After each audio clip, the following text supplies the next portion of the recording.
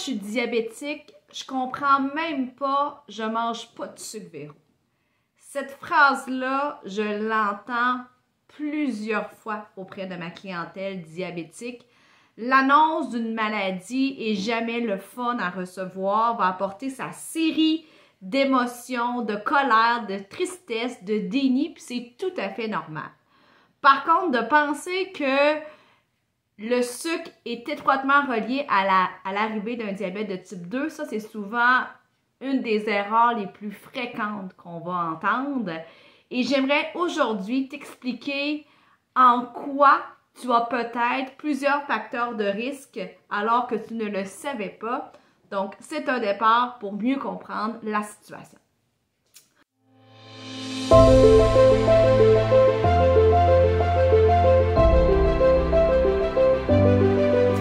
Mon nom, c'est Véronique Plante, je suis nutritionniste diététiste professionnelle spécialisée en prévention et en traitement du diabète de type 2.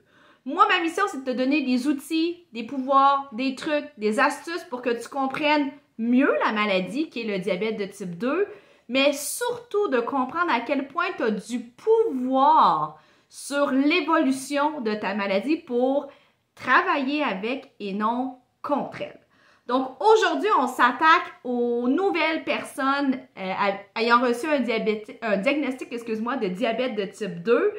Souvent, on va entendre que c'est à cause qu'on mange trop de sucre qu'on est diabétique.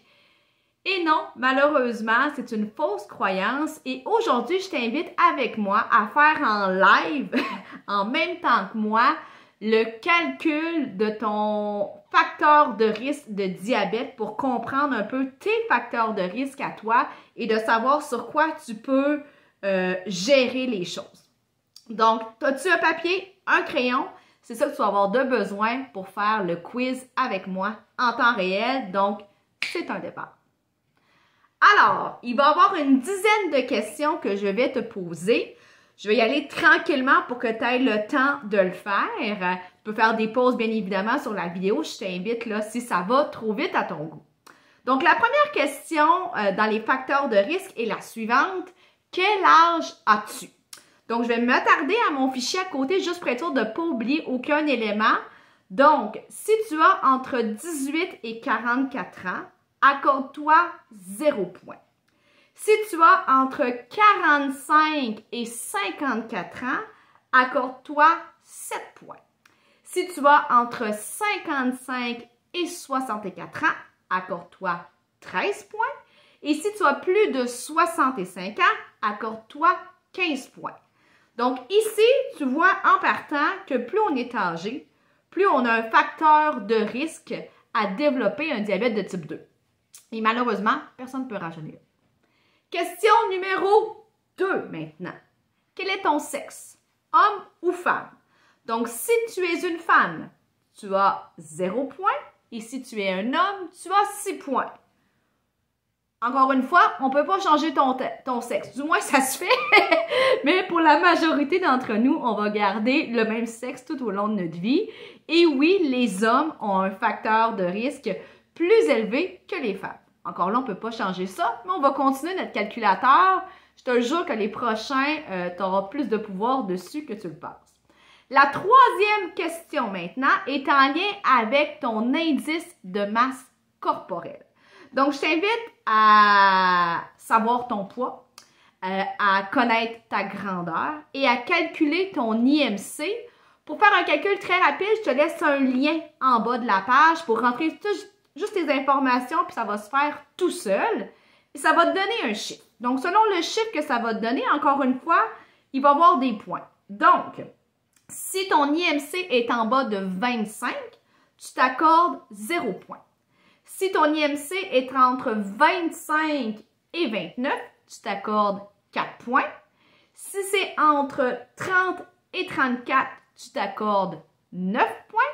Et si c'est au haut de 35 d'IMC, tu vas t'accorder 14 points. Donc, on voit que la relation avec le poids est fortement corrélée avec l'indice de masse corporelle. Attention ici, ça ne veut pas dire que toute personne vivant dans un corps de gros va devenir diabétique. C'est un facteur de risque parmi tant d'autres. Donc, il faut le prendre en considération, mais il ne faut pas virer fou avec ça non plus. Super important.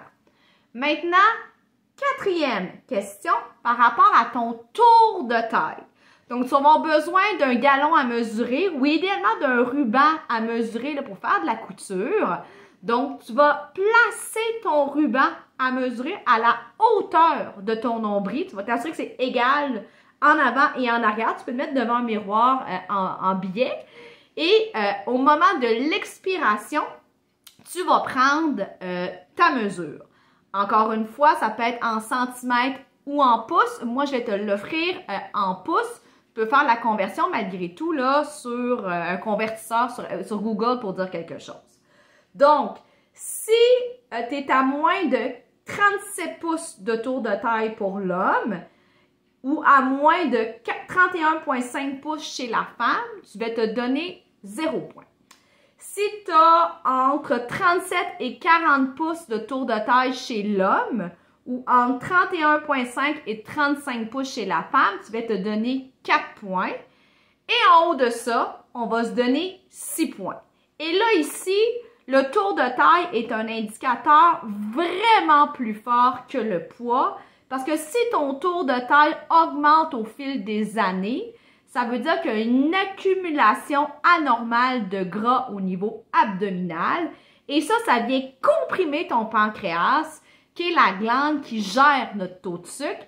Donc, la diminution du tour de taille est beaucoup plus importante en prévention et en gestion du diabète que le poids en soi. Donc, le tour de taille, élément archi important.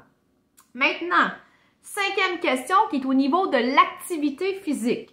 Est-ce que tu pratiques à tous les jours une activité physique d'une durée de au moins 30 minutes avec une intensité modérée? Ça veut dire quoi une intensité modérée? Ça veut dire que tu es légèrement essoufflé dans ta voix. Donc, si c'est le cas, tu vas te donner 0 point. Si tu ne fais pas ça à tous les jours, tu vas te donner 1 point. Donc, on est rendu au mi-parcours au niveau de nos questions. On continue, lâche pas. Alors ça, le numéro 6, c'est à quelle fréquence tu consommes des fruits et des légumes. Donc, si c'est à tous les jours, tu vas te donner 0 point. Si c'est pas à tous les jours, donc tu sautes une journée, tu as des grandes périodes sans en manger, tu vas te donner 2 points. Après ça, la question numéro 7, c'est est-ce que tu souffres d'hypertension artérielle? Donc, si tu souffres d'hypertension, tu es médicamenté pour gérer ta pression, tu vas te donner 4 points. Si tu ne fais pas de pression ou tu ne le sais tout simplement pas, tu vas te donner 0 point. Dernière chose, une autre question, pas dernière chose, il en reste quelques-unes encore. Lâche pas, j'espère que ça va bien. Je peux faire une petite pause si tu préfères. Donc, la 8e question, c'est est-ce que tu as déjà eu un résultat anormal de ton taux de sucre? Soit dans une prise de sang, soit en vue d'une chirurgie, soit durant une grossesse si tu es une femme. Si la réponse est oui, tu vas te donner 14 points. Et si la réponse est non ou tu ne le sais pas, ça va être un 0. La question numéro 9 s'adresse seulement aux femmes. Donc, c'est est-ce que tu as déjà vécu un diabète gestationnel ou est-ce que tu as accouché d'un bébé de plus de 9 livres? Donc, si c'est oui, on se donne 1 point. Si c'est non, c'est 0. Numéro 10, c'est est-ce qu'il y a du diabète dans ta famille? Donc, si c'est ta mère, tu vas te donner 2 points. Si ton père également est diabétique, tu vas te donner 2 points aussi de plus. Si c'est frères et sœurs, tu vas te donner 2 points de plus également. Et si c'est grand-père, grand-mère, des tantes, des mononcles, donne-toi 0 point tout simplement. Et finalement, de quelle ethnie es-tu? Donc, si tu es des Premières Nations, un autochtone, tu te donnes 3 points. Si tu es blanc, caucasien comme moi, tu te donnes 0. Si tu es noir, c'est 5 points, donc africain. Si tu viens de l'Asie, on va te donner 10 points. Et finalement, quel est ton niveau de scolarité? Et oui, le niveau de scolarité a un lien avec le diabète de type 2. On sait que plus notre niveau de scolarité est élevé, moins notre risque est grand de développer un diabète de type 2. Donc, si ton plus haut diplôme est un diplôme d'études secondaires ou moins, tu vas te donner 5 points. Si tu as un diplôme d'études secondaires ou un DEC, ça va être 1 point. Et si tu as des études universitaires, si tu as la maîtrise, le doctorat, le post-doctorat, tu vas te donner 0 point. Donc, on a fait le tour de la série des questions.